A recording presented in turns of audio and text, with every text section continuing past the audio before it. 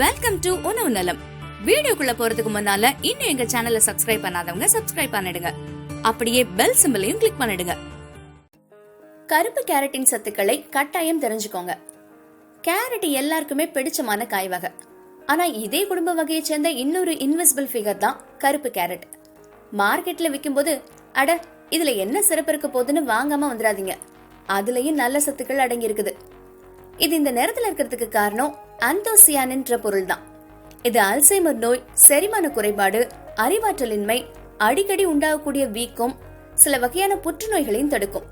மேலும் இதுல இருக்கக்கூடிய ஆன்டிஆக்சிடன்ட் முடக்குவாதம், ஆக்சிஜனேற்ற அழுத்தம் போன்ற பிரச்சனைகளையும் சரி செய்யும். இதுல இருக்க அதிகப்படியான ஆந்தோசியானின் கேன்சர் செல்களுக்கு எதிராக செயல்பட ஊக்குவிக்கும். ரத்த செல்களுக்கு ஏற்படுற டேமேஜை தடுத்து கேன்சர் செல்களை வளர விடாம தடுக்கும். ஃப்ரீ ராடிகல்ஸோட போராடி விரட்டும் ஆற்றல் கருப்பு கேரட்ல இருக்குது. இந்த கேரட்ல இருக்கக்கூடிய டயட்டரி ஃபைபர் டைஜஷனை மேம்படுத்தும். குடல்ல இருக்க நச்சுக்களை வெளியேற்றி செரிமான உறுப்புகளை சீரா இயங்க வச்சு மலச்சிக்கலை தடுக்கும். அதோட இந்த ஃபைபர் கண்டென்ட் ரத்தத்தில் இருக்கக்கூடிய இன்சுலின் மற்றும் குளுக்கோஸை ரிலீஸ் பண்ணி சர்க்கரையை கட்டுப்படுத்துறதோட சர்க்கரை நோயாளிகளோட தீவிரத்தையும் குறைக்கும்.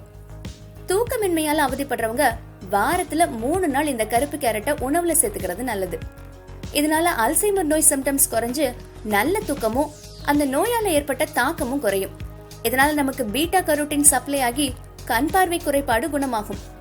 கண்புரை வளர்ச்சியை தடுத்து நீண்ட நாட்களுக்கு கண் பார்வை கோளாறு ஏற்படாம தடுக்கும். என்ன வியூவர்ஸ், வீடியோ பிடிச்சிருந்தா லைக் பண்ணுங்க. கூடவே அருமையான கமெண்ட் எழுதி பொங்கல் பரிசுகளை அள்ளுங்க.